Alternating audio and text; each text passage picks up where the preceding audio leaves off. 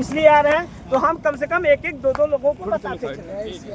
ठीक, तो जैसा कि हम लोग हजारों 1 लाख सनातनी चल रहे हैं पद यात्रा में, ठीक है, लेकिन हम लोग सिर्फ नारा लगाते हुए चल रहे हैं और हम लाखों लोग तो पद यात्रा में चल रहे हैं, लेकिन कई लाख लोग हमारे इंतजार में खड़े हैं सड़कों पर और हम केवल नारा लगाते हुए चले जा रहे हैं। लेकिन जो हमारे चलने का उद्देश्य है वो केवल नारा लगाना नहीं है, वो ये है कि हम इनको बताएं, ये जो सनातनी यहाँ पे बैठे हैं, हम इनको बताएं कि बाबा आपको दर्शन देने नहीं आ रहे हैं, बाबा ये बताने आ रहे हैं कि कल हमें और हमारे बच्चों को ये देश छोड़कर भागना न पड़े।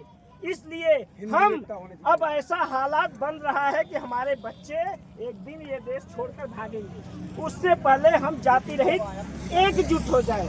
तो बाबा किस लिए आ रहे हैं ये जरूरी है, केवल दर्शन करना जरूरी नहीं है, ठीक है ना। आपको पता है बाबा आपके यहाँ क्यों आ रहे हैं? बाबा इसलिए आ रहे हैं कि देश में ऐसे हालात हो रहे हैं कि पूरे संसार से, कहीं बांग्लादेश से हिंदू भाग रहा, कहीं पाकिस्तान छोड़ के भाग रहा। अब ऐसे हालात हो रहे हैं कि भारत में जो आप ये बच्चे पैदा की हो ना, कल इन बच्चों को अपना घर अपना देश छोड़कर भागना न पड़े, इसलिए बाबा आ रहे हैं कि उससे पहले हम ये एकजुट हो जाएं। अगर जब हम एक हो गए कोई इसे तोड़ सकता है? नहीं तोड़ सकता ना। इसीलिए आज आप हमारे स्वागत में क्यों बैठी हो? कोई रिश्ता है हमारा आपका? एक रिश्ता है धर्म का।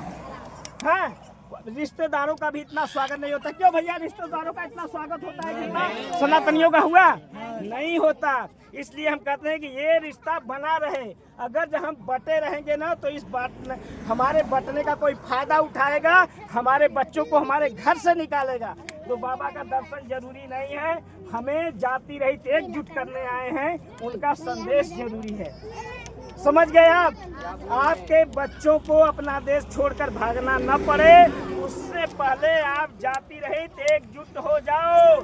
इसीलिए बाबा आपके पास आ रहे हैं।